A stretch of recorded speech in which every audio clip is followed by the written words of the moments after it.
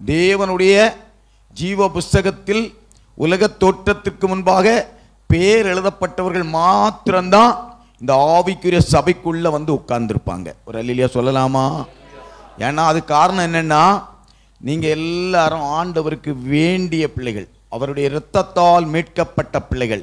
அது இப்ப நடந்ததுன்னு நினைக்காதுங்க. உலக தோற்றத்திற்கு முன்பே தேவன் தெரிந்து கொண்டார், சிலுவையிலே வைத்து நம்மை கண்டு கொண்டார். இந்த இடத்துல பாருங்க, நான் இப்ப சில மாசத்துக்கு முன்னதான் ஐயா சொன்னாங்க, நான் திருத்துறை போன வாரம்னு நினைக்கிறேன், இல்லை பாஸ்டர் ஐயா, திருத்துறைப்பூண்டி போயிருந்தேன்னு. அப்போ போன வாரத்துக்கு முந்தின வாரம்னு நினைக்கிறேன், திருத்துறைப்பூண்டி, திருவாரூர், தஞ்சாவூர் இந்த பகுதியெல்லாம் ஊழியம் செய்துட்டு இருந்தேன். அப்போ பாஸ்டர் ஐயா சொன்னாங்க, எனக்கு அந்த பக்கம் தாங்க, எங்கள் ஊர் பக்கம் வர போயிட்டீங்களேன்னு சொன்னாங்க. அப்போ நான் சொன்னேன், நீங்கள் எங்கள் ஊர் பக்கத்தில் ஆண்டவர் உங்களை அனுப்பி விட்டுருக்கிறாரு. என்ன தெரிந்து கொள்ளுதல் யோசித்து பாருங்க. எங்கே இருந்த மனுஷனை இங்கே கொண்டு வந்து, ஆனால் ஆத்து மக்களை ஆதாயப்படுத்தி கொள்ளுகிறவன் ஞானம் உள்ளவன். அதற்குத்தான் உங்களை கர்த்தர் இந்த பூமியில் வைத்திருக்கிறார்.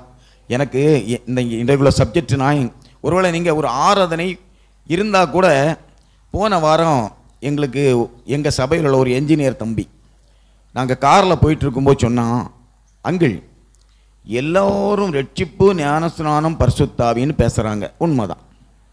பரலோகம், நரகம், பாதாளம் இதுகளை குறித்து ஏன் பேசாமல் இருக்கிறாங்க அப்படின்னு கேட்டோம். சரிதானே, நம்ம எல்லாருமே ரட்சிக்கப்படணும், ஞானஸ்நானம் நடக்கணும், வேறுபட்ட உலகத்துக்கு நம்ம சம்பந்தமானவர்கள் அல்ல, வேறுபட்டு நடக்கணும். இதெல்லாம் எல்லாருக்குமே இப்போ தெரிஞ்சு காணா பாடம் மாதிரி.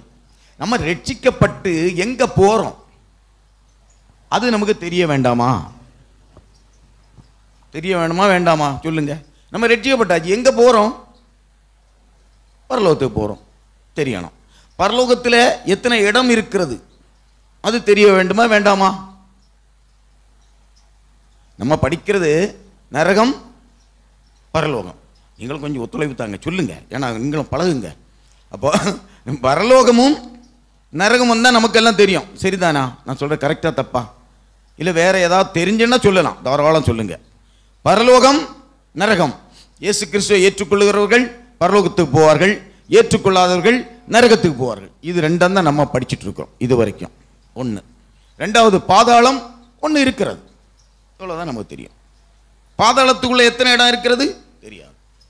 பரதீசு இருக்கிறதா? இருக்கிறது. பரதீசில் எத்தனை இடம் இருக்கிறது தெரியாது.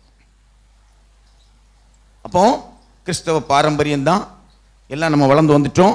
பைபிள் அறிவு நல்ல ஞானம் இருக்கிறது எல்லாம். அதில் இந்த சபையை பொறுத்தவரையில் ஐயாவை நான் ஃபஸ்ட்டு டே பார்த்தானே அந்த புக்குகளை பார்த்து நான் பயந்து இங்கே பிரசங்கம் பண்ணுறதுக்கு பயந்துகிட்டே இருந்தேன். எப்பா இவ்வளவு புக் வச்சிருக்கிற நபருக்கு முன்னால் போய் இன்றைக்கும் பயத்தோடு தான் இருக்கிறேன். ஐயா தப்பாக நினைக்காதுங்க, இன்றைக்கும் நான் பயத்தோடு தான் இருக்கிறேன்.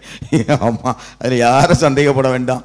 அவர் ஒன்றும் இல்லாத மாதிரி இருக்கிறத நீங்கள் தெரிந்து பார்க்க வேண்டாம். அவருக்கு ஆண்டவர் நீங்கள் இப்போ காண்கிற ஆத்மா இல்லை, ஆண்டவர் அழைத்த தெய்வம் 10,000ங்களுக்கு முன்பாக நின்று ஆண்டவரை ஆராதிக்கிற ஒரு காலம் வரப்போகிறது. இப்போ உள்ளதை யாரும் பார்க்காதுங்க.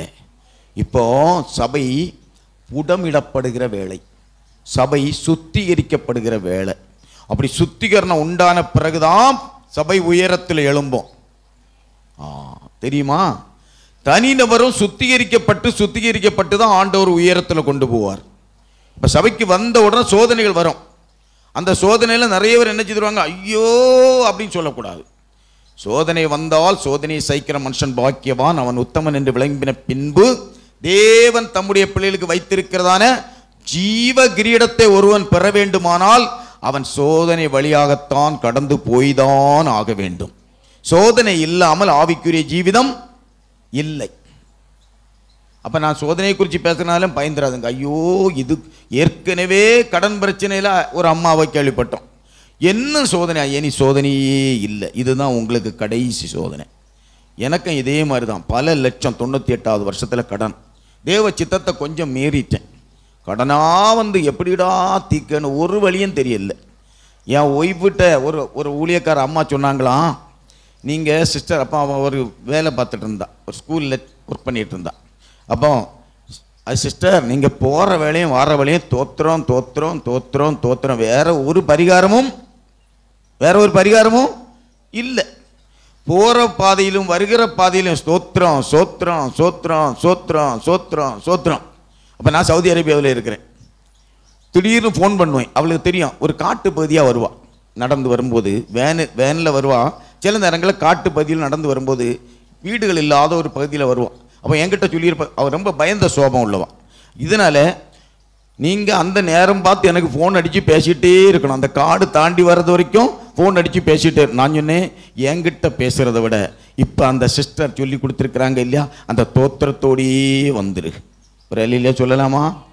தோத்திரம் என்ன செய்து தெரியுமா? எனக்கு மூத்த மகன் சும்மா இருந்தவனுக்கு ஒரு விசா கிடச்சிது. ரெண்டாவது மகன் நான் வேலை பார்த்த அந்த ஸ்தாபனத்து மேனேஜர் கேட்குற, உங்கள் பையன் என்ன பண்ணுறான்? அது ஹோட்டல் மேனேஜ்மெண்ட் முடிச்சிருக்கான். அவனு பயோடாட்டா உடனே ரிசியூம் அனுப்ப சொல்லுங்க. அனுப்பியாச்சு. 3 பேரும் வேலை பார்த்தோம். 3 பேருடைய வேலையும் தீருகிற நேரத்தை எங்கள் கடனும் சரியாக தீர்ந்துச்சு. ஆமாம், கடன் உள்ள ஆள் ஒரு அல்லையிலேயே உடனே சொல்லணும். ஆமாம், கடன் மாறுவதற்கு ஒரே ஒரு வழி தோத்திரம். அப்போ எப்படி நமக்கு கடன் வந்து நமக்கு தெரியாது இல்லையா? யாருன்னு எனக்கு தெரியல, யாராகவும் இருக்கட்டும். எப்படி கடன் வந்ததோ அதை போல அந்த கடன் தீர்ந்து விடும். இல்லையா சொல்லலாமா? வந்தது தெரியாது, போனதும் அதுதான் நம்ம ஆண்டவர். கடன் எப்படி வந்து நமக்கு தெரியாது. நானும் அப்படிதான், பல லட்சங்கள் கடன் எப்படி வந்தது தெரியாது, தீர்ந்தது தெரியாது. அல்லேலூயா, அதான் நம்ம ஆண்டவர். கடன் வந்ததும் தெரியாது, தீர்ந்ததும். ஆனா உலக மனுஷனா இருந்தா என்ன செய்திருப்பான்? ஐயோ, செத்தே போயிருப்பான். ஆனா ஆண்டவருடைய கிருபை தான் உங்களையும் என்னையும் என்ன செய்கிறது? தாங்கி தாங்கி தாங்கி தாங்கி வழி நடத்தி வருகிறது. அதுக்காக கர்த்தரை ஸ்தோத்திரிப்போமா? ஒரு சின்ன ஜெபம் பண்ணிவிடுவோமா? ஆண்டவரே, நல்ல வேலைக்காக ஸ்தோத்திரம். அடியேன் பேதை, ஒரு ஞானமும் இல்லை. ஆனால் இந்த பிள்ளைகளுக்கு தேவையான வார்த்தையை நீங்க தந்து வழி நடத்தணும். பரலோகத்தை குறித்தும் பரதீசை குறித்தும் பாதாளத்தை குறித்தும் நாங்கள் அறிய வேண்டும் ஆண்டவரே. அதற்கு எங்களுக்கு ஒரு ஞானத்தை தாருங்க. பேசுகிற அடியனை மறைத்து கொள்ளுங்க. ஒரு ஞானமும் இல்லை. என்னை போல முட்டாள் இந்த உலகத்திலே இருக்க முடியாது. இந்த வேதம் மட்டும் என் கையில் கிடைத்திராவிட்டால் என்னைக்கோ அந்த ஐயா சொன்னது போல செத்து போயிருப்பேன் ஆண்டவரே. எத்தனையோ முறை சாவிலிருந்து தூக்கினீர், இன்றைக்கு நிற்கிறேன் என்று சொல்கிறது. அப்பாவுடைய சுத்த கிருபைக்காக ஸ்தோத்திரம். இந்த பிள்ளைகளோடு சின்ன கூட்டமாக இருந்தாலும் ஆண்டவர், இந்த சின்ன கூட்டத்திலிருந்து பெரிய பெரிய வல்லமையான பிள்ளைகளை இந்த எழுப்ப போறதுக்காக ஸ்தோத்திரம். அநேக தேசங்களுக்கு கூட கொண்டு சென்று தேவ நாமத்தை மைமைப்படுத்தக்கூடிய பிள்ளைகள் இந்த இடத்துல இருக்கிறதை காண முடிகிறது ஆண்டவரே.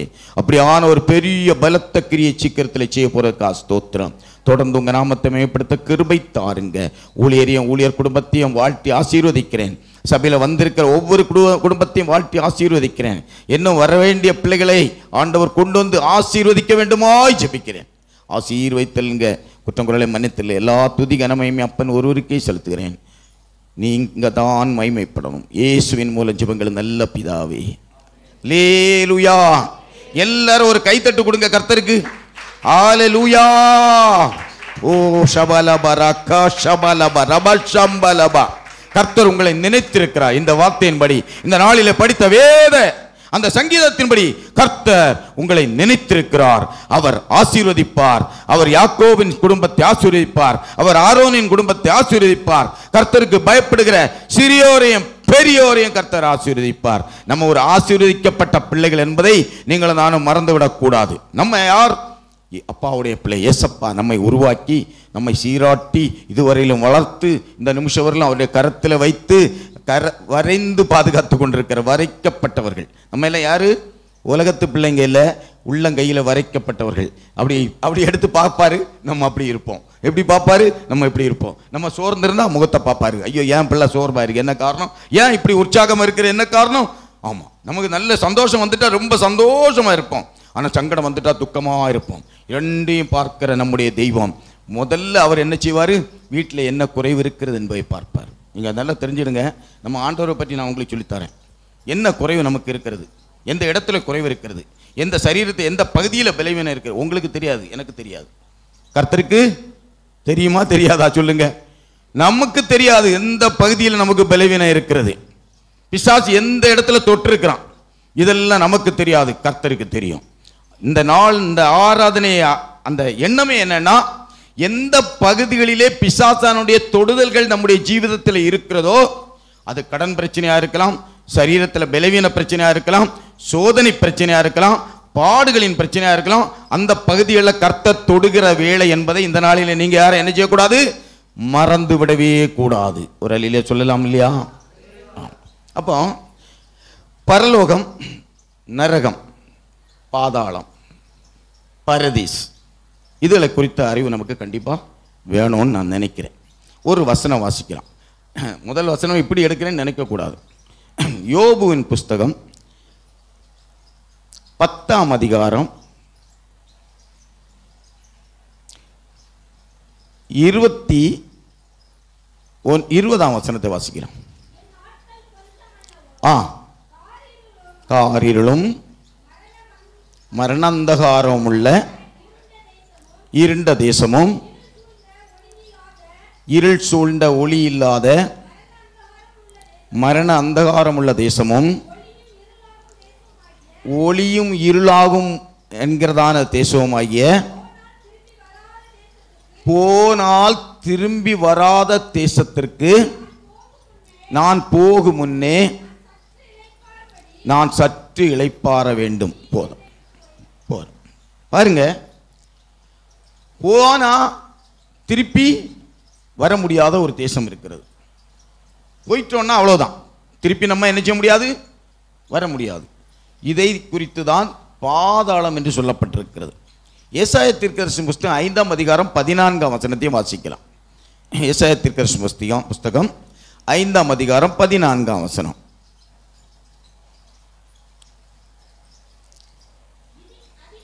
அதிநிமித்தம் பாதாளம் தன்னை விரிவாக்கி தன் வாயை ஆ என்று மட்டில்லாமல் திறந்து அவர்கள் மகிமையையும் அவர்கள் திரள் கூட்டமும் அவர்கள் ஆடம்பரமும் அவர்கள் களிகூறுதலுக்கும் அதற்குள் இறங்கி போவார்கள். யாரு? தேவனுக்கு பயப்படாதவர்கள், இயேசு கிறிஸ்துவை ஏற்றுக்கொள்ளாதவர்கள் இதற்குள் இறங்கி போகிறார்கள். நம்ம எல்லாம் இயேசுவை ஏற்றுக்கொண்டுட்டோம், ரட்சிக்கப்பட்டுட்டோம். நமக்கு என்ன இல்லை, இந்த பாதாளம் நமக்கு இல்லை. நமக்கு எந்த இடம் இருக்கிறது என்பதை நான் சொல்லித்தாரேன். அப்போ பாதாளத்துக்கு போகிறவர்கள் எப்படிப்பட்டவர்கள் என்பதை இப்போ இனி சொல்லித்தாரேன். அப்போ யோபுவிலேயே ஒரு வசனம் கூட வாசிப்போம். யோபு 14ஆம் அதிகாரம் 10ஆம் வசனம். 14. மனுஷனோ என்றால் செத்த பின் ஒளிந்து போகிறான், செத்த பின் ஒளிந்து போகிறான். மணிபுத்திரன் ஜீவித்து போன பின் அவன் எங்கே? மணிபுத்திரன் ஜீவித்து போன பின் அவன் எங்கே? நல்ல கேள்விதானா? மனுபுத்திரன் ஜீவித்து போன பின் அவன் எங்கே? சரியா தப்பா? யோபு சொன்னது சரிதானா? ஜீவித்து போனவன் அவன் எங்கே? நமக்கு ஒன்றும் தெரியல. எங்க போறாங்க தெரியவில்லை. ஆனால் ஜீவித்து போன பின் என்ன நடக்கும்? ரட்சிக்கப்பட்ட நம்மை தேவ தூதர்கள் கொண்டு இளைப்பாறுதலுக்கு கொண்டு போவார்கள். தேவனுடைய பிள்ளைகளுக்கு மரணத்துக்கு பின்பு தேவ தூதர்கள் வந்து நம்மை பரதீசுக்கு கொண்டு போவார்கள். பரதீசுக்கு கொண்டு போறாங்க. அதே நேரத்தில் ஒரு உலகத்தான், ஒரு துன்மார்க்கமாய் ஜீவிக்கிறவன், தேவனுக்கு பிரியமில்லாமல் தேவ வார்த்தை அலட்சியம் பண்ணி தேவனுக்கு கீழ்ப்படியாதவனை எது கொண்டு போகிறது என்றால், திருடன் திருடவும் கொல்லவும் அழிக்கவுமே வருகிறான் என்று வேறொன்றுக்கும் வரான் என்று யோவான் 15:10 என்று நினைக்கிறேன்.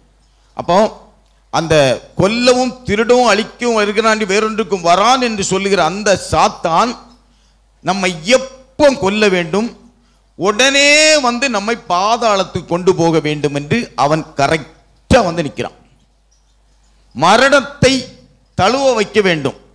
ஒரு பிரச்சனையை உண்டு பண்ணி சாவை வருத்திட்டா அவன் வேலை முடிஞ்சது. ஆத்துமாவை அழிப்பதற்காக வேண்டி அவன் திட்டம் பண்ணி அவன் பிளான் போட்டு வைத்திருக்கிறான். நம்மை அவனுடைய ஒரே திட்டம் பலிக்கடா ஆக்கிடணும், கொல்றணும். வேற அவனுக்கு திட்டமே கிடையாது. அப்படி ஒரு திருடன் திருடவும் கொல்லவும் அழிக்கவும் தான் சாத்தான். அதே மாதிரி ஒவ்வொரு புராணங்கள்லையும் ஒவ்வொரு சரித்திரங்களையும் எப்படி சொல்லப்பட்டிருக்கிறேன்னா, இப்போ நம்ம கிறிஸ்தவ முறைப்படி நமக்கு என்ன பண்ணுகிறார்கள் என்பது நமக்கு நல்லா தெரியும். மற்ற மதத்தில் என்ன நடக்கிறது என்றால், நல்ல கிரியைகளை செய்தால் மரித்த பின்பு அவங்களுக்கு நல்ல பிறவி. அதே இல்லாமல் இருந்தால் அவன் மாடு ஆடு கோழி குருவி இப்படி பல ஜென்மம் அப்படி என்று ஒரு திட்டம் இருக்கிறது. முகமதியர்களை எடுத்துக்கொண்டால் அவர்களுக்கு மரணத்துக்கு அப்புறம் அப்படி போயாச்சுன்னா நம்ம ரொம்ப ஜாலியாக இருக்கலான்னு தான் அவங்களுக்கு. அது ஜாலியை பற்றி இப்போ நான் ஆன்லைனானாலும் சொல்லலை. அப்படி இருக்கலாம் அப்படின்னு அவங்க ஒரு திட்டம் பண்ணி இருக்கிறாங்க. நமக்கு வேதம் தெளிவாக சொல்லுகிறது, முதலாவது இயேசு மரித்து உயிர்த்தெழுந்து நமக்கு எல்லாருக்கும் என்ன வைத்து போனார்? மாதிரியை வைத்து போனார். அப்போ முதலாவது உயிர்த்தெழுந்தது யார் என்று சொன்னால் கர்த்தரை இயேசு கிறிஸ்து மாதிரி. இதே போலதான் அன்று இயேசு மரித்த அன்று எங்கே போனார் என்று சொன்னால் பாதாளத்தை போய் பார்த்தார். அது பாதாளத்தை போய் பார்த்தது எவிடன்ஸ் இருக்குதா? இருக்கிறது. எபேசியர் 4ஆம் அதிகாரம் 9ஆம் வசனமும் 1 பேதுரு 3ஆம் அதிகாரம் 19-20 வசனத்தையும் வாசிக்கலாம். ஏறினார் என்பதினாலே அவர் அதற்கு முன்னே பூமியின் தாழ்விடங்களில் இறங்கினார் என்று விளங்குகிறதல்லவா? இறங்கினார் என்றும் விளங்குகிறதல்லவா? பூமியின் தாழ்விடம்தான் பாதாளம். அப்ப பூமியின் தாழ்விடத்திலே என்ன இருக்கிறது? பாதாளம் இருக்கிறது.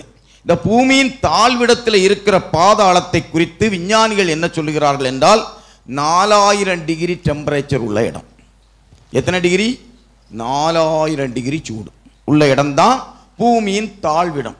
எதற்கு இறங்கினார் என்றால் 1 பேதுரு 3ஆம் அதிகாரம் 19ஆம் வசனம் 20ஆம் வசனம், அவர் மரித்த உடன் இறங்கின இடம். அவர் போய் காவலில் உள்ள ஆவிகளுக்கு பிரசங்கித்தார்.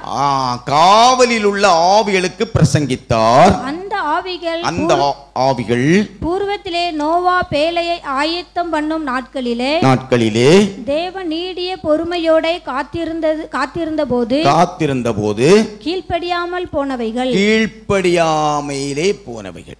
என்ன பிரசங்கம் பண்ணியிருப்பார் என்று நான் சொல்கிறேன் என்றால், எப்பா 100 வருஷம் நோவா பிரசங்கம் பண்ணானே, ஆனால் இந்த பேழைக்குள்ள நீங்க வராம நஷ்டப்பட்டு போயிட்டீங்களப்பா, இனி ஒன்றும் செய்ய முடியாது. இப்பவும் அப்படிதான். இங்க இந்த ஐயா பிரசங்கம் பண்ணிட்டே இருந்து பேழைக்குள்ள வந்துருங்கன்னு சொன்னா இப்ப யாரும் கேட்க மாட்டேங்கிறாங்க. சரிதானா? யாராவது வராங்களா? வரமாட்டாங்க. ஆனால் பேழையை அடைக்கிற ஒரு நாள் உண்டு என்பது நம்ம எல்லாரும் அறிந்திருக்க வேண்டும். நோவா காலத்தில் நோவாவை சங்கடத்தில் அந்த வாசல்ல வெளியே நின்றுட்டு, ஐயோ இந்த பேழையை கட்டுவதற்கு எவ்வளோ பேர் இருந்தார்கள், யாருமே வந்தாங்க இல்லையேன்னு சொல்லி கண்ணீர் வடித்து கொண்டு நிற்கிறதை கர்த்தர் பார்த்து சொல்றாரு, நோவாவே நீ நன்றா செய்தாய், நீ உன் வேலை முடிந்தது, நீ என்ன செய்யலாம்? உள்ள பேரு. கதவை பூட்டி சாவியை யார் எடுத்தா? ஆண்டவர் எடுத்துட்டார். பேழையுடைய கதவு சாவி யாரு கையில? இப்போ ஆண்டவர் கையில. பிறகு போய் அங்கிள் பாஸ்டர் அங்கிள் மெதுவா சொல்லுவார், ஐயோ நான் இவ்வளவு நாளும் பேழையை கதவை திறந்து வச்சுட்டு வாருங்கள் என்று சொன்னபோது நீங்க யாருமே வரவில்லை, இப்பொழுது சாவி என் கையில் இல்லை. ஒரு அல்லேலூயா சொல்லலாமா? யோசிச்சு பாருங்க. அப்ப பேழைக்குள் உள்ள வந்துட்டீங்க. உங்களுக்கு இங்க சொல்லுகிற சுவிசேஷம் உங்களை ரட்சிக்கும். மனஸ்தாபப்பட்டு கண்ணீர் வடித்து அழுது ரட்சிப்பை சுதந்திரமாக்கிக் கொள்வீர்கள். அப்ப ரட்சிக்கப்பட்டவர்களுக்கு ஒரு இடம் உண்டு. ஒரு அல்லேலூயா சொல்லலாமா? அதான் ரட்சிப்பு. அதை நான் சொல்லித்தரேன். அப்ப பாருங்க, இந்த பேழை காக்கப்பட்டு அதில் நஷ்டப்பட்டு போன ஆவிகளுக்கு ஆண்டவர் போய் பார்த்தா பாதாளம், மேல் பாதாளம், கீழ் பாதாளமாக கர்த்தர் 2 பாதாளத்தையும் பிரிக்கிறார். ஏன் பிரிக்கிறார் என்றால், அவர் ஜீவனை விட்ட போது, இப்போ அந்த வசனங்கள் எல்லாம் எடுத்த டைம் இல்லை, கல்லறைகள் திறந்திருக்கிறது. பரிசுத்தவான்களுடைய கல்லறைகள் திறந்தன.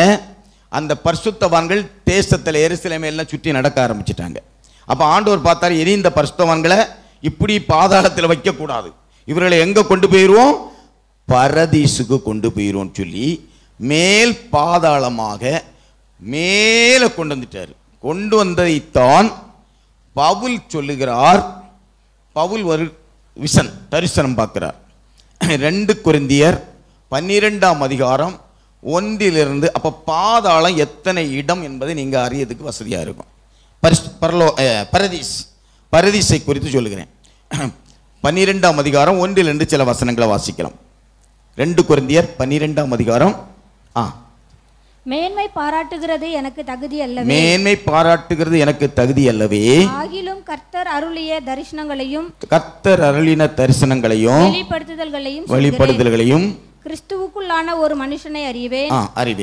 அவர் 14 வருஷத்திற்கு முன்னே மூன்றாம் வானம் வரைக்கும் எடுக்கப்பட்டான். அவன் சரீரத்தில் இருந்தானோ சரீரத்துக்கு புறம்பே இருந்தானோ அதை அறியேன். தேவன் அறிவார். அந்த மனுஷன் பரதேசிக்குள் எடுக்கப்பட்டு மனுஷர் பேசப்படாததும் வாக்கு கெட்டாததுமாகிய வார்த்தைகளை கேட்டான் என்று அறிந்திருக்கிறேன். அவர் சரீரத்தில் இருந்தாரோ சரீரத்திற்கு புறம்பே இருந்தாரோ அதை அறியேன். தேவன் அறிவார். ஒரு அல்லேலூயா சொல்லலாமா? 3ஆம் வானம் வரைக்கும் போனவர்.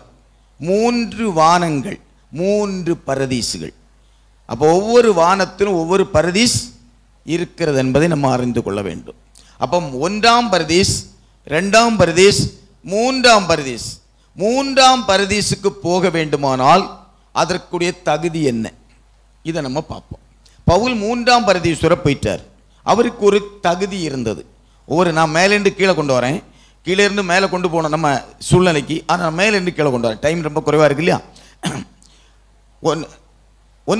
2 கொரிந்தியர் 3ஆம் அதிகாரம் 16, 17, 18 இதுதான் அவருடைய தகுதி.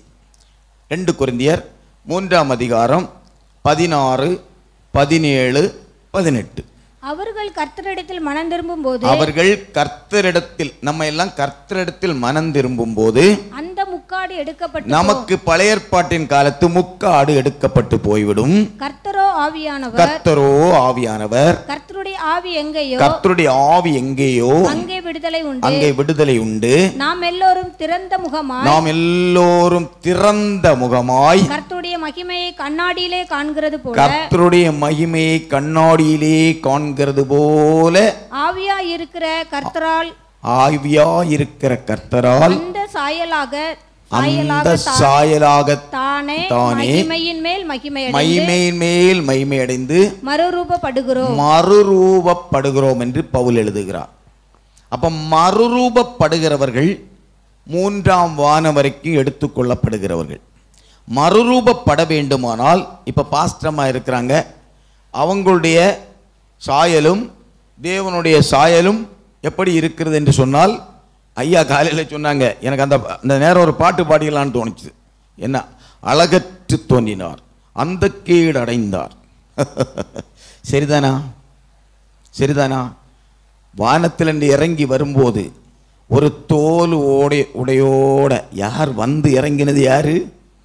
இந்த வானத்தை பூமியை அண்டை சராசரங்களை படைத்த தேவாதி தேவன் இந்த மனுக்குலத்திற்காக வேண்டி நம்முடைய சிறையிருப்பை மாற்றுவதற்காக, நம்முடைய கடன் பாரத்தை மாற்றுவதற்காக, நம்முடைய கஷ்டங்களை மாற்றுவதற்காக, நம்மை ஆசீர்வதிப்பதற்காக அவர் தரித்திரரானார் என்று சொல்லப்பட்டிருக்கிறது. அந்த கேடு அடைந்தார், அழகற்று தோன்றினார். அவரை பார்க்கக்கூடிய ரூபம் அவருக்கு இல்லாதிருந்தது என்று வசனம் எடுத்து பேசுறதுக்கு டைம் இல்லை, அப்படி டைம் போயிடும். அப்போ வசனத்தை எடுத்து பேசலை, கொஞ்சம் குறைச்சிக்கிறேன். அப்போ ஒரு வசனம் நம்ம வாசித்துடலாம். ஏசாயா 52:14 படிங்க. மனுஷனை பார்க்கிலும் அவருடைய முகமும் மனுப்புத்தரை பார்க்கிலும் அவருடைய முக ரூபமும் இவ்வளவு அந்த கீடு அடைந்தபடியினால் அவரை கண்ட அநேகர் பிரமிப்படைந்தார்கள் என்று சொல்லப்பட்டிருக்கிறது. ஓ, வானத்திலிருந்து இறங்கி வந்தாரு. அவர் எங்கே இருந்தார்? பிதாவின் மடியில் செல்லப்பிள்ளையா இருந்தவர். அப்படி இறங்கி இங்க பூமிக்கு வந்தா திருப்பி இங்க அடிகளெல்லாம் வாங்கி பரலோகத்திற்கு ஏறி போன போது தூதர்களால் இவரை கன்ஃபார்ம் பண்ண முடியல. ஏன்னா என்னையா மனுஷனா போனீரு, திருப்பி வரும்போது உம்ம முகரூபமே இப்படி ஆக்கி யாரையா இந்த பாடுபடுத்தினாங்க. இயேசு அந்த கீழடைந்தார்.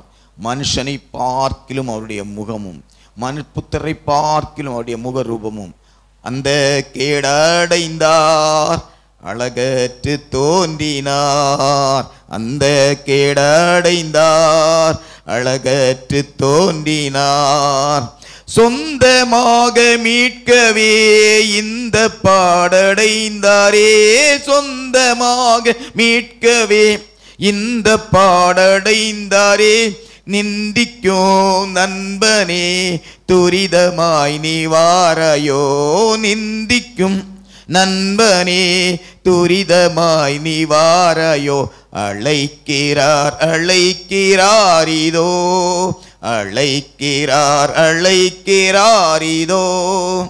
நீயும் வா உந்தன் நேசர் ஆவலாய் அழைக்கிறார் இதோ.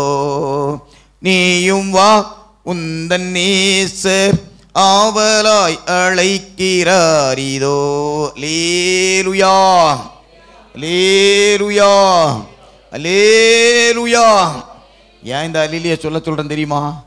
இங்க அல்லேலூயா நீங்க சொல்லும் போது வெளியில நிக்கிறவங்க எல்லாம் உள்ள வருவதற்கு வசதியா இருக்கும். ஒரு அல்லேலூயா கூட்டம், அல்லேலூயா கூட்டம். இது என்ன கூட்டம்? அல்லேலூயா கூட்டம். அல்லேலூயா ஒன்றும் கேட்கலையேன்னு சொல்லுவாங்க. ஒரு அல்லேலூயா போட்டாலும் அது உள்ள போலான்னு சொல்லுவாங்க. ஒரு அல்லேலூயா இல்லையே.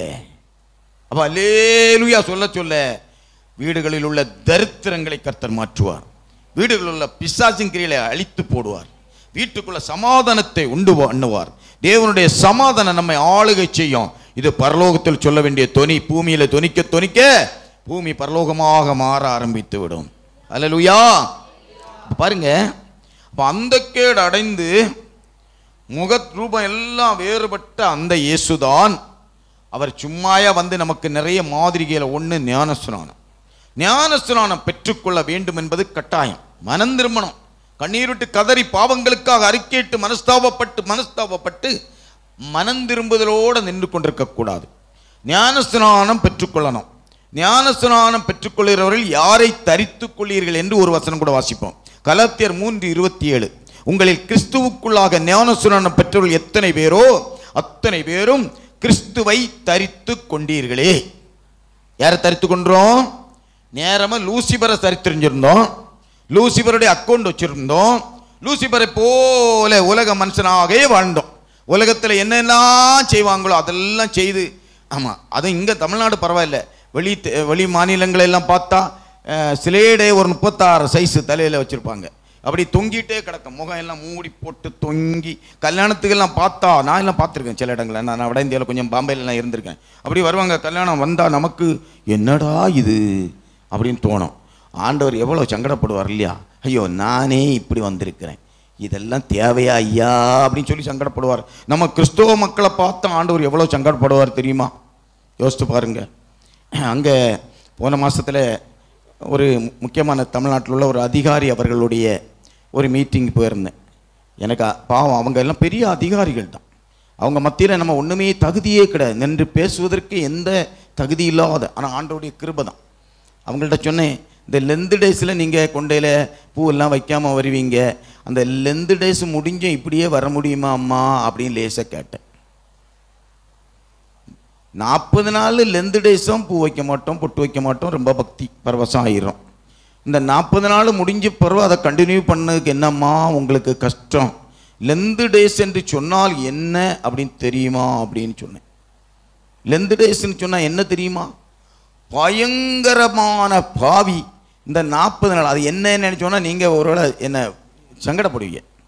அந்த பாவி இந்த 40 நாளும் போய் சிலுவைக்கு கீழே ஒரு சிலுவை கொண்டு வைப்பாங்க. அதுக்கு கீழே இருந்து 40 நாளும் மன்னிப்பு கேட்பான். மன்னியும் மன்னியும் மன்னியும் மன்னியும். 41வது நாள் அவனுக்கு என்னது? விடுதலை. 41வது நாள் விடுதலை கிடைச்சப்பறம் அவன் திரும்பவும் என்ன செய்யலாம்?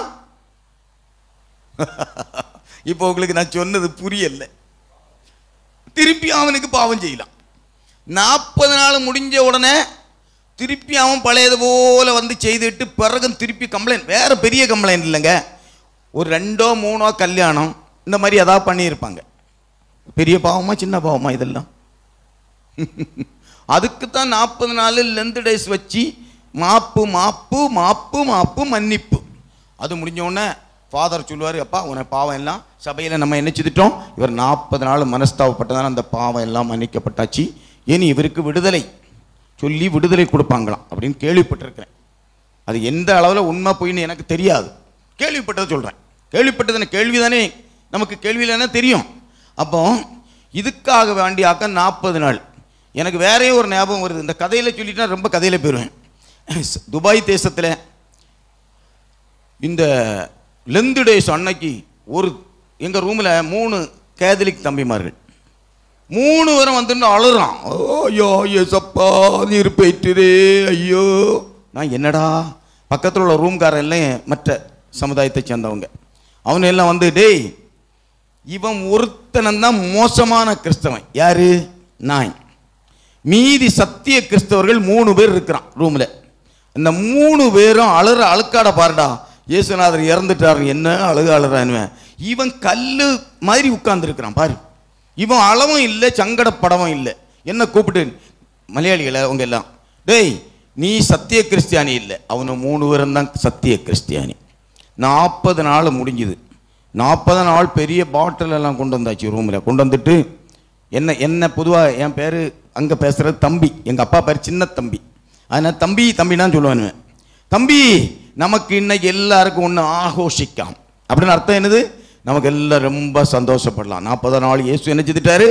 உயிர் தெழுந்துட்டாரு. அதனால் நம்ம எல்லாம் ட்ரிங்க் பண்ணிட்டு ஜாலியாக இருக்கலாம். அப்போ 40 நாள் கிறிஸ்தவர்களாக நீங்களும் நானும் என்ன செய்யக்கூடாது? வாழக்கூடாது. நம்ம தொடர்ந்து அந்த இதை கடைபிடிக்கணும். அப்போ ஞானஸ்நானம் என்பது இந்த பாரம்பரியத்தை எல்லாம் ஒழிச்சிட்டு தேவனுடைய சாயலாக மாறினால் நமக்கு கிடைக்கிற இடம் 3ஆம் பரதீஸ். ஒரு அல்லேலூயா சொல்லலாமா? 3ஆம் பரதீசுக்கு போகிறவர்கள், கர்த்தரே ஆவியானவர், கர்த்தருடைய ஆவி எங்கே உண்டோ அங்கே விடுதலையும் உண்டு. நாம் திறந்த முகமாய் கர்த்தருடைய மகிமையை கண்ணாடியில் காண்கிறது போல கண்டு அந்த சாயலில் தானே மகிமையின் மேல் மகிமையடைந்து மறுரூபமாகி இயேசு வரும்போது மத்தியானத்துக்கு போயிடுவோம். ஒருவேளை மரித்து போயிருந்தால் நம்முடைய இதே சரீரம் மறுரூபமாய் மாறி எங்க போய் சேரோம்னா 3ஆம் பரதீசுக்குள்ள உட்கார்ந்துருக்கும், இளைப்பாறிட்டு இருக்கும். அதே நேரத்தில் 2ஆம் பரதீசுக்கு யார் போவார்கள் என்ற ஒரு கேள்வி நமக்கு வருகிறது. 2ஆம் பரதீசில் யார் போவா? இதை நமக்கு தெரியணும். கைவிடப்பட்டு முத்திரையை தரித்து கொள்ளாத இரத்த சாட்சிகள். வெளிப்படுத்தின விசேஷம் 20ஆம் அதிகாரம் 4ஆம் வசனத்தை வாசிக்கலாம். வெளிப்படுத்தல் 20ஆம் அதிகாரம் 4ஆம் வசனம்.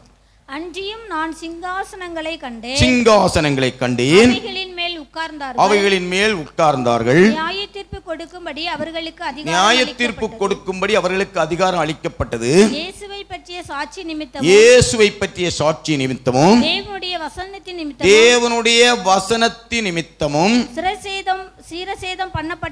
சிரச்சேதம் பண்ணப்பட்டவர்களின் ஆத்துமாக்களையும் மிருகத்தையாவது அதன் சொரூபத்தையாவது வணங்காமலும் தங்கள் நெற்றியிலும் தங்கள் கையிலும் அதன் முத்திரையை தரித்துக் கொள்ளாமலும் இருந்தவர்களையும் கண்டேன். அவர்கள் உயிர்த்து கிறிஸ்துவுடனே கூட 1000 வருஷம் அரசாண்டார்கள். அப்போ இரத்த சாட்சிகளுக்கு 3ஆம் பரதீசு கிடைக்காது. 3ஆம் பரதீசு யார் என்றால், இப்ப நம்ம இந்த சபையில் ஆராதனை செய்து மகிமையின் மேல் மகிமை அடைந்து மறுரூப அனுபவத்தில் இருக்கிற அத்தனை பேருக்கும் கிடைக்கிறது தான் 3ஆம் பரதீசு. மரித்தால் 3ஆம் பரதீசுக்கு போயிடுவோம். யார் கூட்டிக் கொண்டு போவார் என்றால் தேவ தூதர்கள். ஒரு உத்தேச கணக்கு சொல்லுகிறார்கள், 72,000 தூதர்கள் இருக்கிறார்கள் நம்மளை கொண்டு போறதுக்கு அப்படின்னு கேள்விப்பட்டிருக்கிறேன். அப்போ அவ்வளவு பேரும் வந்து, அதனால தான் நமக்கு இப்போ சாவுன்னா பயமாக இருக்கும், பயங்கர பயம், சாவு சாவு. ஆனால் சில நேரங்களில் சின்ன குழந்தைகள் முதல் பெரியவர்கள தேவனுக்குள் மரிக்கிறவர்களாக இருந்தால் தூதனை பார்த்தோன்னே என்ன, ஐயோ தூதனை பார்த்தா அங்க தெரிகிறது பரலோகம். அந்த தூதன் இப்படி கையை காட்டுவான், அங்க பாரு, அது தங்க மாளிகை ஆக்கும், பாரு உனக்கு தான் உனக்கு தான் எல்லாம் பாரு, பல விருட்சங்கள், ஜீவ நதி, அங்க இருக்கிற மரங்களை விருட்சங்களை பார், இதெல்லாம் உனக்கு தான், இது வேணுமா அது வேணுமா. இரத்த சாட்சியா மரிக்கும் போது அதாங்க தூதன் வந்து சொல்றான், பாரு நீ முத்திரையை போற்றாத, முத்திரையை தரித்திராத. தூதன் நமக்கு சமாதானம் சொல்றதுக்கு ஆண்டவர் ஒரு நித்திய தூதனை, நித்திய சுவிசேஷத்தோட ஒரு தூதனை அனுப்பி வைப்பார். இல்லையா சொல்லலாமா?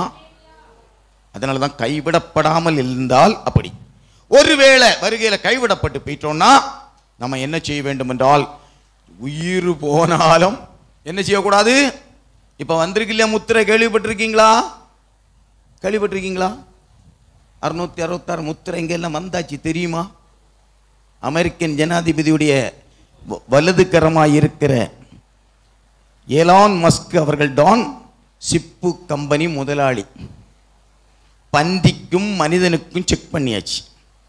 மனிதனுக்கு போனவரிடத்தில் செக் பண்ணி அவர் ரிசல்ட் சொல்றாரு, எனக்கு பக்கவாதம் இருந்தது, அந்த பக்கவாதம் எல்லாம் என்ன செய்து விட்டது, சிப்பு மாற்றினதுல சரியாகி விட்டது. பேர் என்ன? நோய் தீர்க்கிற மருந்து. ஆனா அது என்ன செய்கிறது? இந்த சிப்பை வைத்த உடனே அவன் இயேசுவின் நாமத்தை மறுதலித்து உலகத்தானாக முற்றிலுமாய் மாறிவிடுகிறான். ஒரு அலையிலே சொல்லலாமா? ஆமா. பயப்படுதீங்களா இல்ல சந்தோஷமா இருக்குதீங்களா? பயமும் இருக்கு, சந்தோஷமும் இருக்கு. இதை கேட்டா ஐயோ இப்படி நினைக்கணும், நாங்க தப்பி பிழைச்சிருவோம், எங்க சொந்த பந்தங்கள் எல்லாம் என்ன செய்யும்? இன்னைக்கு இங்க ஆராதனைக்கு நீங்க வந்ததுனால நான் சொல்ற செய்தி உங்களுக்கு தெரியும். சரிதானே ஐயா? கரெக்டு தானா? இப்போ வராதவங்க என்ன நினைக்கணும்? அதான் ஆன்லைனான்னு ஐயாட்ட கேட்டேன். இந்த ஆன்லைனில் கொஞ்சம் போட்டோம் வெளியே. என்ன ஐயா, இதுலேயே உங்களுக்கு என்ன உண்டு? ஒரு ஆத்தும ஆதாயம் உண்டா? உண்டு. இங்கே பேசுகிற வார்த்தைகள், நீங்கள் எல்லாம் போடுகிற சத்தம், ஆராதனை, இன்னை மகிமையான ஒரு மேகம் இருந்ததா?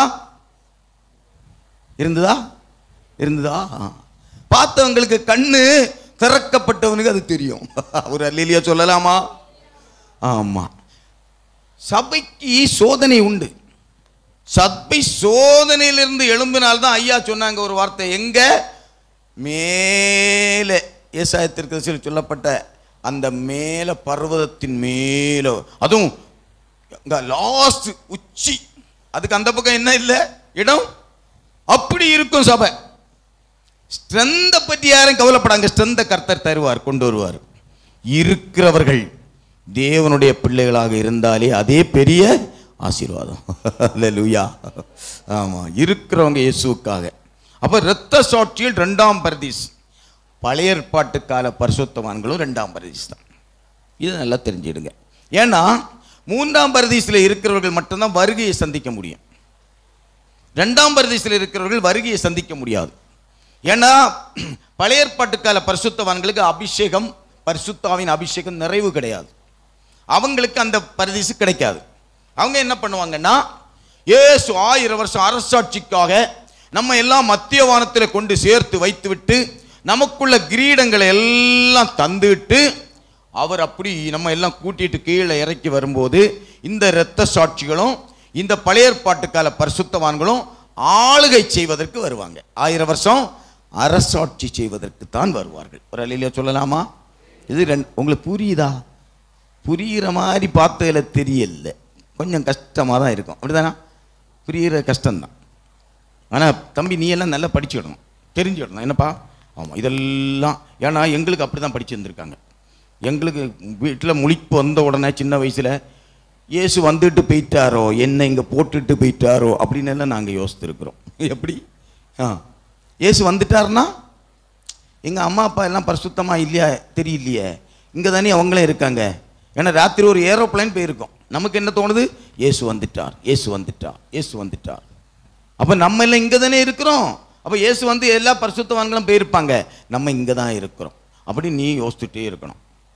அப்போ எப்போ வேணும்னாலும் இயேசுடைய வருகையை சந்திப்பதற்கு சபையாகிய நீங்கள் ஆயத்தமாக இருக்க வேண்டும். புரியுதா? அப்போ 1ஆம் பரதீசில் யார் இருப்பா? ரட்சிக்கப்பட்ட அனுபவத்தில் இருப்பவர்கள் 1ஆம் பரதீசில் இருப்பாங்க. அதுதான் கள்ளனுக்கு, நான் நினைக்கிறேன், கள்ளனுக்கு கிடைத்த பரதீசு.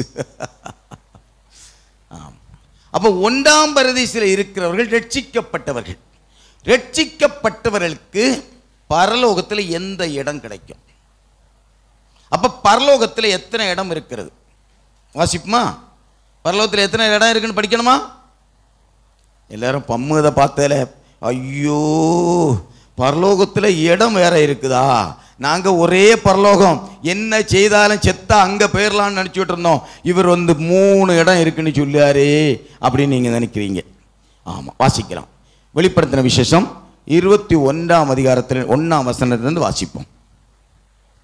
பின்பு நான் புதிய வானத்தையும் புதிய பூமியையும் கண்டேன். புதிய வானம், புதிய பூமி, புதிய பூமி, முந்தின வானமும் முந்தின பூமியும் ஒளிந்து போயின. சமுத்திரமும் இல்லாமல் போயிற்று. யோவானாகிய நான் புதிய எருசலேமாகிய பரிசுத்த நகரத்தை தேவனிடத்திலிருந்து பரலோகத்தை விட்டு இறங்கி வர கண்டேன். அப்ப எத்தனை இடம் இருக்குது சொல்லுங்க பாப்போம். புதிய வானம், புதிய பூமி, எருசலேம் இருக்கா? எத்தனை இடம் இருக்கு? 3 இடம். நம்ம எந்த இடத்துக்கு போகணும்?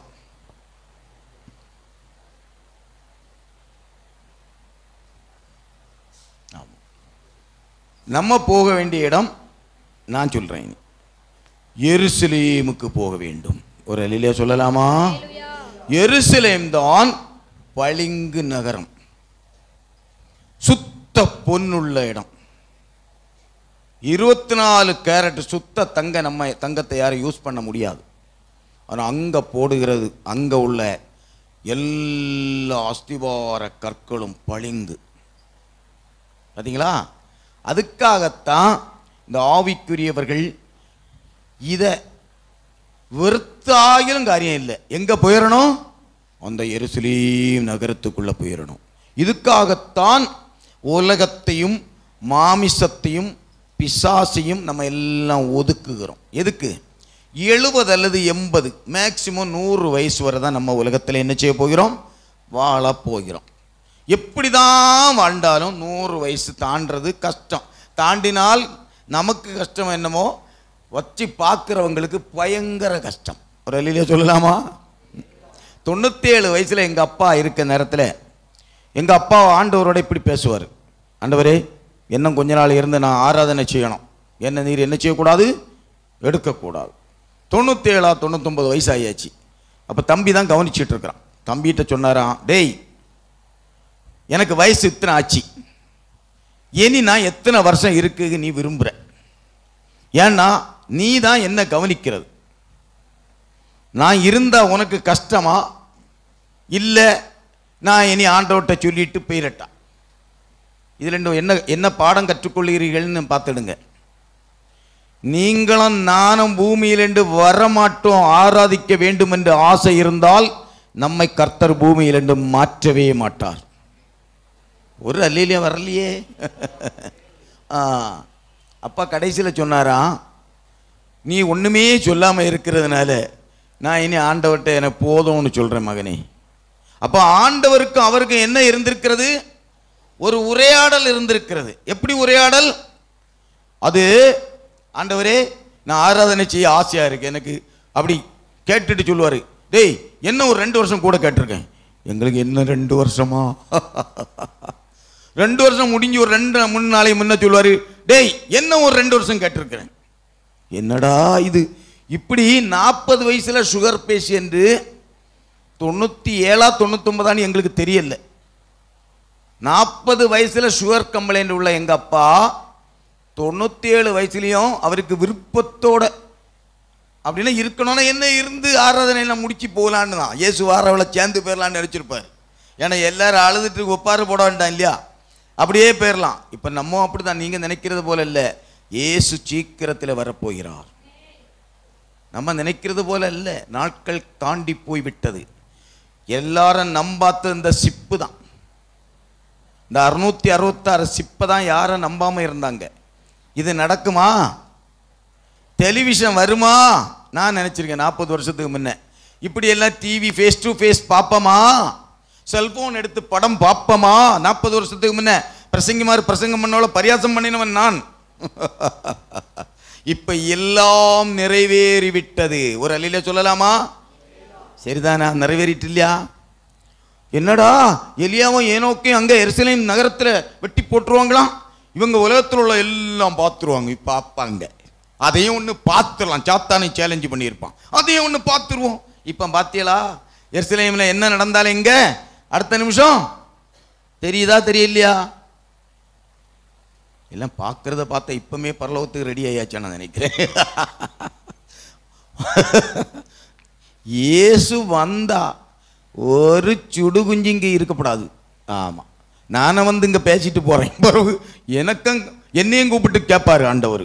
பாஸ்டர் கேட்கறது பெரிய சீரியஸ் ஆட்டு. டேய் என்னடா நினச்சி என் பிள்ளைகளை நடத்தினா எல்லாம் இங்கே கிடக்குது. ஆமாம், என்னட்டையும் கேட்பாரு, நீ 1-2 நாள் போனா இல்லையா அங்கே என்ன எடுக்கடா போனேன், சரி சத்தியம் சொன்னியா கேட்பாரு. அம்மா நீங்கள் நினைப்பீங்க நாங்கள் உங்களை வருத்தப்படுத்துகிறோம் வேதனைப்படுத்துகிறோம், நீங்கள் நினைப்பீங்க நாங்கள் வேதனைப்படுத்தல, உங்கள் வேதனை வரக்கூடாது என்பதற்காக முன்னெச்சரிக்கை சொல்லுகிறோம். நாளை வேதனைப்படுறது நீங்களாக்கும் தெரியும். அதை முதலாவது சொல்லிட்டா புண்ணுக்கு நீங்க என்ன செய்திருவீங்க, மருந்த நேரமா பார்த்துக்கிடுவீங்க. புண்ணு பெருசான பிறகு கஷ்டம். அதான் முதல்ல புண்ணு இருக்குது, புண்ணுக்கு மருந்து நாங்க சொல்றோம், இதுதான் மருந்து. ஒரு அல்லேலூயா சொல்லலாமா? ஆமா. கேட்கிறவன், ஆண்டவர் அநேக இடங்களில் சொல்லுவார், கேட்கிறதற்கு காதுள்ளவன் கேட்க கடவன், கேட்கிறதற்கு காதுள்ளவன் கேட்க கடவன். ஒருவேளை இது ஆமா, இது அநேகர் பார்த்து கொண்டிருக்கிற வேலையா இருக்கலாம். கேட்கிறவர்களுக்கு சொல்லுகிறேன், காதுள்ளவன் கேட்க கடவன். மனம் திரும்பு, மனம் திரும்பு. மனம் திரும்புதல் நமக்கு ரொம்ப தேவை. இப்ப நிறைய பேர் மனம் திரும்ப மாட்டாங்க. வருவாங்க, ஆராதனை வந்துட்டு போயாச்சு, மனம் கசந்து அழுது நம்முடைய பாவங்களை எல்லாம் அறிக்கையிட்டு ஞானஸ்நானத்துக்கு பிறகு பாவமே செய்யாம பார்க்கணும். ஞானஸ்நானத்துக்கு அப்புறம் செய்கிற பாவத்திற்கு நம்ம கணக்கு கொடுக்க வேண்டும். மற்ற பாவங்கள் எல்லாம் மன்னிச்சிருவார், ஞானஸ்நானத்துக்கு அப்புறம் உள்ள பாவம் மன்னிக்கப்படாது. அந்த சப்ஜெக்ட் இன்னைக்கு நான் பேசுறதுக்கு சான்ஸ் இல்லை. அப்படி நம்ம யாருன்னு உள்ளதுக்கு நான் சொல்றதுக்கு ஒரு ஒரு ஒரு ஒரு ஒரு பிரசங்கம் இருக்கிறது. நீங்களும் நானும் யார், ரட்சிக்கப்படாதவன் யார், ரட்சிக்கப்பட்டவன் யார்? நம்ம எல்லாம் ஒரு நிருபம், ஒரு புத்தகம். இந்த புத்தகத்தின்படி தான் நமக்கு நியாய தீர்ப்பு. ஒரு அல்லேலூயா சொல்லலாமா? நம்ம எல்லாம் புத்தகங்க. ரட்சிக்கப்பட்டதுக்கு முன்னாடியே நமக்கு புத்தகம் உண்டு. ரட்சிக்கப்படுகிறது வரையிலும் பாவங்களை கர்த்தர் அழித்து விடுவார். ரட்சிக்கப்பட்ட பிற பாவங்கள் அப்படியே இருக்கும். ஞானஸ்நானம் எடுத்த பிற பாவம் அப்படியே இருக்கும். இதை சொன்னாதான் பெந்தேகோஸ்துக்காரங்களுக்கு ஜாலியே இதுதான் சொல்லி நம்மளை திட்டுவாங்க. நாங்கள் ரொம்ப ஜாலியாக இருந்துட்டு இருக்கிறோம். இனி சொல்கிறேன், டைம் 12:30 முடிக்க சொல்லிட்டாங்க. முடிச்சு தான் தீரணும், வேறு வழியே கிடையாது. நீங்களும் பிறகு என்ன திட்டுவீங்க? நான் ஒன்றுமே முடியலை. அப்போ ரட்சிக்கப்பட்டவங்க போகிற இடம்னு மட்டும் ஒன்று வாசிப்போம். 21ஆம் அதிகாரம், வெளிப்படுத்தல் 21-24 படிங்க. புதிய பூமியுடைய அனுபவம் இதுதான். ரட்சிக்கப்படுகிற ஜனங்கள் அதன் வெளிச்சத்திலே நடப்பார்கள். இதுதான் பூமியில் உள்ள இருக்கு இல்லையம்மா, பூமியில் உள்ள ராஜாக்களும் தங்கள் மகிமையையும் தங்கள் கனத்தையும் அதற்குள்ளே கொண்டு வருவார்கள். படிங்க, அது கடைசி வரை படிச்சிருங்க. அங்கே ராக்காலம் இல்லாதபடியால், ராக்காலம் இல்லை, அதன் வாசல்கள் பகலில் அடைக்கப்படுவதில்லை. புதிய பூமி உலகத்தாருடைய மகிமையையும் கனத்தையும் அதற்குள்ளே கொண்டு வருவார்கள். எல்லாம் உண்மைதான். உடனே மந்திரிகள் ராஜாக்கள் எல்லாம் வந்து ரட்சிக்கப்பட்ட புதிய பூமியில நம்ம போயிட்டோம்னு சொன்னோன்னே, எப்பா நீ தப்பி பழச்சி புதிய பூமி போயிட்டியா, வாப்பா வாப்பா வாப்பா உனக்கு இந்த பொன்னாடை பொறுத்துறோம்லாம் வருவாங்க. ஆனால் தீட்டுள்ளதும் அருவருப்பையும் பொய்யையும் நடப்பிக்கிறதுமாகிய ஒன்றும் அதில் பிரவேசிப்பதில்லை. புதிய பூமியிலே தீட்டுள்ளவனும் அருவருப்பும் நடப்பிக்கிற ஒருவனும் பிரவேசிக்க முடியாத இடம்தான் புதிய பூமி. ஒரு அல்லேலூயா சொல்லலாமா? பாத்தீங்களா? அப்ப புதிய பூமியில யார் பிரவேசிப்பார்கள்? ரட்சிப்போட இருந்து கொள்ளுகிறவர்கள். இனி இந்த ரட்சிக்கப்பட்டவர்கள் எப்ப உயிரடைவார்கள்? 20ஆம் அதிகாரம் 5ஆம் வசனம். மரணமடைந்த மற்றவர்கள் அந்த 1000 வருஷம் முடியும் அளவும் உயிரடையவில்லை. பார்த்துடுங்க, இதுதான் பயங்கர கஷ்டம். ரட்சிப்போடு இருக்கிறவர்கள் 1000 வருஷம் அரசாட்சியில் வர முடியாது. இயேசு வரும்போது வர முடியாது. எல்லாரும் 1000 வருஷம் கழிஞ்சி நியாய தீர்ப்புக்கு எழும்புவாங்க. அந்த நேரம்தான் எழும்பி புதிய பூமிக்கு போவாங்க. ஒரு அல்லேலூயா சொல்லலாமா? பாத்தீங்களா? அப்ப ரட்சிப்போட இருந்து கொண்டிருந்தால் 1000 வருஷம் அரசாட்சி இல்லை. நமக்கு பரலோக ராஜ்யத்துள்ள எருசலேமோ சீயோனோ அந்த அனுபவம் நமக்கு இல்லை. 1000 வருஷம் முடிஞ்சி உயிரெழும்பி 2 பகுதியாக பிரித்து வெள்ளாட்டு கூட்டம் செம்மறியாட்டு கூட்டமாக ஆண்டவர் வெள்ளை சிங்காசன நியாய தீர்ப்பிலே கொண்டு வைத்து ஒரு கூட்டத்தார் நித்திய நிந்தைக்கும் ஒரு கூட்டத்தார் நித்திய புகழ்ச்சிக்குமாக அனுப்பி விடுவார். இதுதான் புதிய பூமியின் அனுபவம், ரட்சிக்கப்பட்ட அனுபவம். அதனால தான் ஞானஸ்நானம் எடுங்க, பரிசுத்தமாய் ஜீவிங்க, வேறுபட்டு நடங்க, உலகத்தை விட்டு வெளியே வாருங்கன்னு இந்த பெந்தெகோஸ்தே சபையில் அதிகமாக சொல்ல காரணம் இதுதான். உங்களை யாரையும் ஏமாத்துறதுக்கு இல்லை. அதே நேரத்தில் இனி ஒரே ஒரு காரியத்தை நான் உங்களுக்கு 2-3 நிமிஷம் சொல்லி முடிக்கிறேன். அப்போ பாதாளத்தில் 3 இடம் இருக்கிறது என்று சொன்னேன். அந்த 3 இடம் உங்களுக்கு வேணும்னா ஒரு வசனம் டக்குன்னு படிங்க. முதல்ல வாசித்தோன்னு நினைக்கிறேன். 14 ஏசாயா 14ஆம் அதிகாரம் 11ஆம் வசனம். 14-11. உன் ஆடம்பரமும் உன் வாத்தியங்களின் முழக்கமும் பாதாளத்தில் தள்ளுண்டு போயிற்று. புழுக்களே உன் படுக்கை, பூச்சிகளே உன் போர்வை. ஆடல் பாடல் நடனம் நடிகை, இப்போ சபைகளிலும் ஆடல் பாடல் அதிகமான காலத்தில் நம்ம வைக்கப்பட்டிருக்கிறோம். இந்த ஆடல் பாடல் யாருடைய காலத்தில் உள்ளது என்று சொன்னால், சபிக்கப்பட்ட காயினுடைய காலத்தில் பிசாசு படித்து கொடுத்ததாக்கும் நாகசுரமும் கிண்ணறமும். இந்த நாகசுரம் கிண்ணறத்தை தான் இப்போ அதிகமாக சபைகளில் யூஸ் பண்ண ஆரம்பிச்சிட்டாங்க. அதை அளவோடு எல்லாம் செய்தா. தாவீதின் கிண்ணறத்தை எடுத்து வாசித்தான், அது நியாயமானது. அவன் நடனம் ஆடினா நியாயமானது. அதே நேரத்தில் நம்ம மற்றபடிக்கு இந்த போக்கஸ் விளக்கெல்லாம் போட்டு, இந்த என்ன சொல்லுவாங்க, இந்த புகையெல்லாம் போட்டு இந்த மாதிரி பண்ணுறாங்க இல்லையா? இது ஆண்டவர் பிரியப்படுகிற ஆராதனைன்னு யாரும் என்ன செய்யக்கூடாது, நினைக்கக்கூடாது. இவங்களும் எங்கே தான் போவாங்களாம்? புழுக்களே உன் போர்வையும், படுக்க புழுக்கள் போர்வை எல்லாம் அக்கினியில் நடக்கிறதாக்கும். 400 டிகிரி டெம்பரேச்சர் உள்ள இடத்துல இந்த நடிப்பு நடிகர் நடிகைகள் எல்லாம் போகிற இடமாக்கும். இது பாதாளம். இந்த பாதாளத்தில் ஒன்று இது. 2வது ஒரு இடத்தையும் சொல்கிறேன், 3 இடத்தையும் சொல்லி முடிச்சிடலாம். 2வது லூக்கா எழுதின சுவிசேஷம் 19ஆம் அதிகாரம் 19ஆம் வசனத்திலிருந்து வாசிக்கலாம். அது நம்ம வாசிக்காட்டா கூட நான் கதையை சொல்லி முடிச்சிட்டா அதான் நல்லது. அப்போ படிக்கிறீங்களா? 19.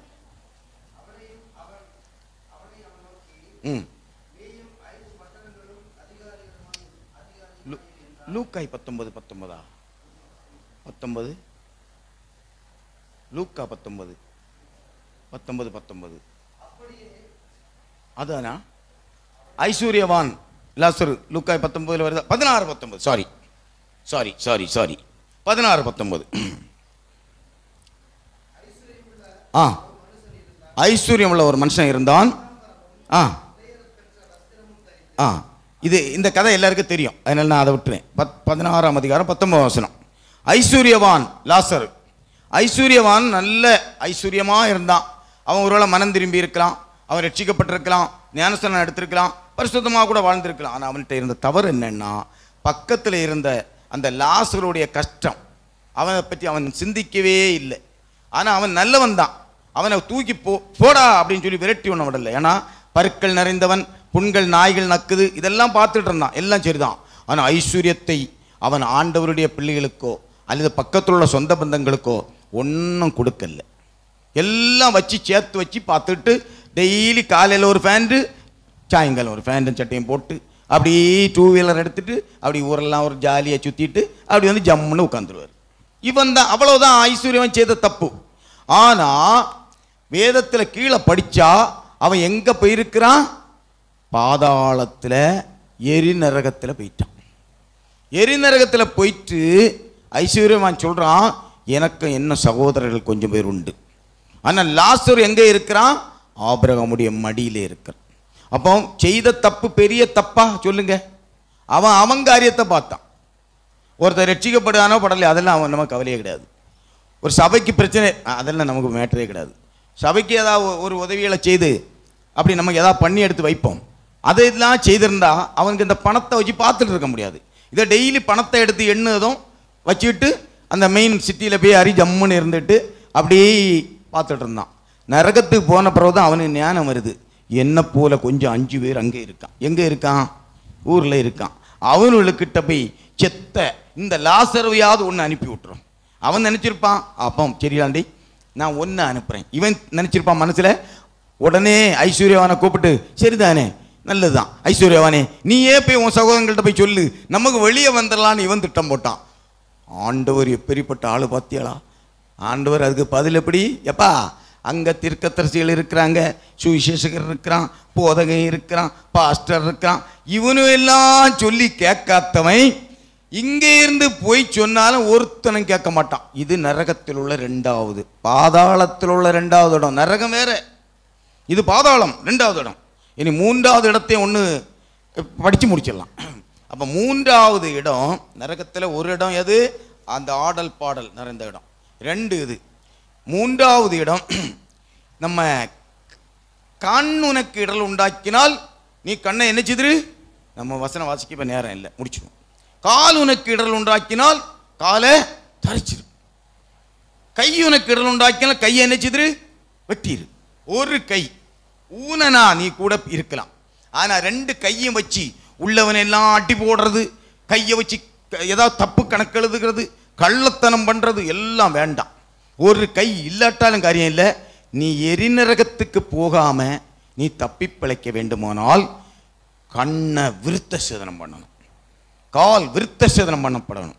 அல்லன்னு சொன்னா ஜீவ பலியாக கண்ணு, காது, வாய், நான் சொல்றேன் காலு எல்லாமே விருத்த சேதனம் பண்ணப்படணும். அப்படின்னு சொன்னா புரியுதா? உங்க ரட்சிக்கப்படணும். அது மனம் திரும்பணும். மனம் திரும்பாத கை, மனம் திரும்பாத கால், மனம் திரும்பாத கண் எங்க போவோம்? நரகத்துக்கு போவோம். அப்ப 3வது இடம் யாருக்கு? இந்த கை காலு இதில் இடல் உண்டாக்கு தெரியுமா? அடுத்தவங்க விளையில போய் எல்லக்கல்ல பிடுங்கிடுவான். சபைக்கும் வருவான், அங்க போய் எல்லக்கல்ல பிடுங்கி மாத்திட்டு நிற்பான். கோர்ட்டு, முழு கோர்ட்டும் அவனுக்கு தான். கேஸ் நடத்திட்டு போயிட்டு இருப்பான். இந்த கையில கேஸு கட்டையும் எடுத்துட்டு போயிட்டே இருப்பான். தொழிலே கேஸு. எந்த பரலோகத்துக்கு போவான் சொல்லுங்க? அவனையும். இனி ஒரு சம்பவம் சொல்றேன். மரித்த உடனே பிசாசின் தூதர்கள் கையும் காலையும் கெட்டியாக்கும் கொண்டு போய் எங்க இடுவார்கள்? புறம்பான இருளில் இடுவார்கள். இதுதான் சத்தியத்தில் உள்ள ஒரு நேரம் இல்லாதான் நான் விளக்குறதுக்கு முடியாம போயிட்டது, தயவாக மன்னித்துக் கொள்ளுங்கள். ஆனா இயேசு வருவார். ஒரே ஒரு வசனம், ஏமா பாஸ்டர்மா ஒரு வசனம் கூட பேசி முடிச்சிருட்டா. 1 தெசலோனிக்கேயர் 4ஆம் அதிகாரம் 17ஆம் வசனத்தில் வாசிப்போம். கர்த்தர் தாமே ஆரவாரத்தோடும் பிரதான தூதனுடைய சத்தத்தோடும் தேவ எக்காலத்தோடும் வானத்திலிருந்து இறங்கி வருவார். கிறிஸ்துவுக்குள் மரித்தவர்கள் முதலாவது எழுந்திருப்பார்கள். பின்பு உயிரோடு இருக்கும் நாம் ஒன்ன யாரு? நாம் ஒன்ன யாரு? நம்ம எல்லாரும் போக முடியுமா? போக முடியுமா? மரித்த பரிசுத்தவான்கள் முதலாவது எழும்புவார்கள். உயிரோடு இருக்கிற பரிசுத்தவான்கள் 2வது எழும்புவார்கள். ஆல்ரெடி எழும்பினது கர்த்தராகிய இயேசு கிறிஸ்து. முதல் எழும்பினது யாரு? வசனம் எடுத்து பேசுறதுக்கு நேரம் இல்லை. 1 கொரிந்தியர் 15:23 படிக்க வாய்ப்பு இருந்தால் ஒரு வசனத்தை கூட வாசிப்போம். அதான் முதல்ல எழும்பினார் இயேசு. ரெண்டாவது எழும்புகிறது யார் என்றால் மரித்த பரிசுத்தவான்கள். மூன்றாவது எழும்பு வருகிறது யார் என்றால் நம்ம உயிரோடு இருக்கிற நாம். இவ்வளவு பேரும் வானத்தில் இயேசுவை மத்திய வானத்தில் சந்திக்க வேண்டியவர்கள். யாரெல்லாம்? இயேசு, முதலாவது மரித்த பரிசுத்தவான்கள், உயிரோடு இருக்கிற பரிசுத்தவான்கள். நம்ம எல்லாம் எங்க சந்திப்போம்? இயேசுவை மத்திய வானத்தில் சந்திப்போம். அங்க போனா நம்ம இங்கிருந்து எவ்வளவு பாடு, எவ்வளவு கஷ்டம், எவ்வளவு நிந்தை, எவ்வளவு அவமானம், எவ்வளவு எல்லாத்துக்கும் தகுந்த கிரீடங்கள் நமக்கு அங்க 7 வருஷம் வழங்கப்படும் மத்திய வானத்தில். 7 வருஷம் அந்த கிரீடத்தை வாங்கிட்டு 7வது வருஷம் முடிவில் இயேசுவும் நம்ம எல்லாம் சேர்ந்து, நம்ம எல்லாம் இப்படி ஒன்றும் இருக்க மாட்டேங்க. இந்த சரீரம் அதை சொன்னால் நேரம் என்ன போயிடும். முதலாவது அந்த எக்கால சத்தம் கேட்கும்போது அந்த பரதீசில் இருக்கிற ஆத்துமா உயிரடைஞ்சு எழும்பி வரும். கல்லறை வெடித்து சிதற ஆரம்பிக்கும். கல்லறையில் இருந்த அந்த பரிசுத்தவான்களுடைய சரீரம் மகிமையின் சரீரமாக எழும்பி அந்த ஆத்துமாவும் ஆவியும் சரீரமும் புதிய மகிமை பெற்ற சரீரமாக மாறி அந்த கிரீடத்தோட வானத்திலிருந்து 7 வருஷம் முடிவில் பூமியில வந்து இயேசு முதலாவது அந்த எருசலேமிலே பாதம் நிற்கும். அந்த எருசலேமில் அவருடைய பாதம் படும்போது ஒரு பெரிய பூமி அதிர்ச்சி உண்டாகும். பூமி 2ஆக பிளந்து போகும். இயேசு கிறிஸ்து நம்ம எல்லாம் கூட்டிக் கொண்டு வந்து அந்த எருசலேம் நகரத்தை சுத்திகரித்து இந்த பூமி முழுவதும் தூதர்களை கொண்டு சுத்திகரிப்பார். சுத்திகரித்து இதே பூமி சுத்தமான பூமியா இருக்கும். 1000 வருடம் நம்ம எல்லாம் சேர்ந்து என்ன செய்ய போகிறோம்? ஆளுகை செய்ய போகிறோம். இதற்காகத்தான் நீங்களும் நானும் என்ன செய்யப்பட்டிருக்கிறோம்? அழைக்கப்பட்டிருக்கிறது. இப்போ புரியுதா எதுக்காக அழைக்கப்பட்டிருக்கிறோம்? ரேஷன் கடையில் ரேஷன் அரிசியும் வாங்கி மீனும் சோறும் கிழங்கு, எங்கள் ஊரில் கிழங்கு, கப்பை கிழங்கு எல்லாம் வாங்கி அவிச்சு தின்னுட்டு சோமா டெய்லி உறங்கிட்டு காலையில் எழும்புறது, சாயங்காலம் தூங்குறது, காலையில் எழும்புறது. பிறகு என்னைக்கு ஒரு நாள் சாவுவோம். செத்த பிறகு நம்ம பிரச்சனை தீர்ந்தது, நம்ம மண்ணோட போவோம், நம்ம ஆவி எங்கேயோ போகுது, காத்தோட போகுது. இவ்வளவுதான் நினச்சிட்டு இருக்கிறோம். இதல்ல. இந்த சரீரம் மகிமையின் சரீரமாக மறுரூபமாகி எழும்பி இயேசு வரும்போது மத்திய வானத்தில் நம்ம போய் சேருவோம். திருப்பி எல்லாரும் சேர்ந்து வருகிற ஒரு வரவு எப்படி இருக்கும்? நம்ம யாரா வருவோம் தெரியுமா? நீங்கள் எல்லாம் ராணிமார்கள், கிரீடம் வச்சு ராணி ராஜாவும் நல்லதுதான். இப்போ பைப்பில் என்ன சண்டையிட்ட போட்டு கிடக்காதுங்க. போட்டுட்டு கிடந்தா இங்கே வந்து ஆட்சி செய்ய வரல, தண்ணி பிடிக்க போகிற இடத்துல அவ கேட்பா, நீ கிரீடம் வச்சு வந்துரு, எப்படி என்கிட்ட உள்ள சண்டையே தீரல, நீ இப்போ ஆட்சி செய்து நீதிபதியா அம்மா நல்ல நீதி செய்வ, இங்க இருக்க வேலையே நல்ல நீதி செய்தாய். இப்படி யாரை இல்லாம பக்கத்து வீட்டில் எல்லார்ட்டும் அன்பா இருந்து ஒரு நபரையாயிலும் தீயிலிருந்து என்ன செய்யுங்க? இழுத்து சபைக்கு கொண்டு வாருங்க. கர்த்தர் தாம் இந்த வார்த்தைகள் மூலம் நம்ம ஒவ்வொருவரையும் ஆசீர்வதிப்பாராக. ஆமென்.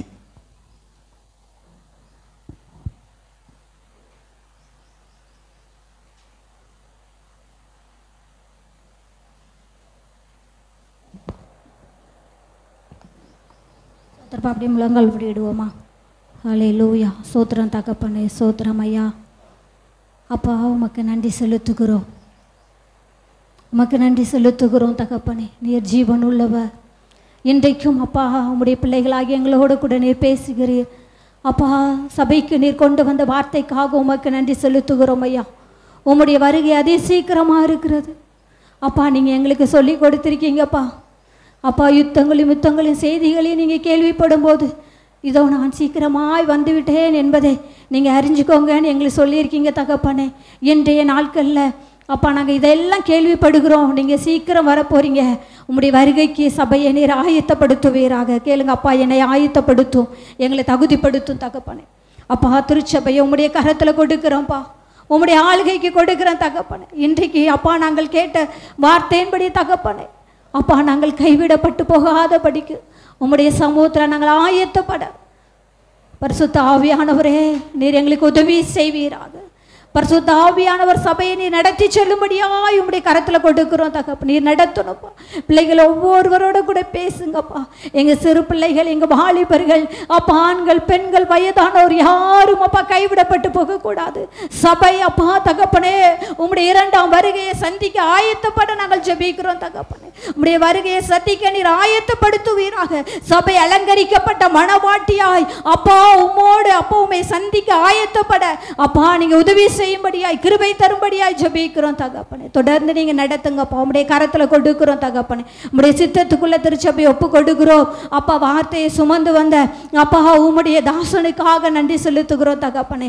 தாசனை அப்பா உம்முடைய கரத்துல கொடுக்கிறோம். இன்னும் அநேக ஜனங்களுக்கு அப்பா உம்முடைய வார்த்தையை கொண்டு போய் கொடுக்க இன்னும் வல்லமையாய் எடுத்து நீர் பயன்படுத்த போற தயவுக்காக உமக்கு நன்றி செலுத்துகிறோம் தகப்பனே. இன்னும் ஐயாவுக்கு வேண்டிய நல்ல அப்பா சுகத்தையும் பலனையும் நல்ல ஆரோக்கியத்தையும் சரீரத்தில் தந்து அப்பா இன்னும் உமக்காக மான்கால்களை போல அப்பா பலனை கொடுத்து நீர் ஓடச் செய்வீராக தகப்பனே. உம்முடைய கரத்துல கொடுக்கிறோம். குடும்பத்தை ஆசீர்வதிப்பீராக, பலப்படுத்துவீராக. தொடர்ந்து நீங்க நடத்துங்கப்பா. இயேசுவின் நாமத்தினால நாங்கள் ஜெபிக்கிறோம் எங்கள் நல்ல பிதாவே. ஆமென்.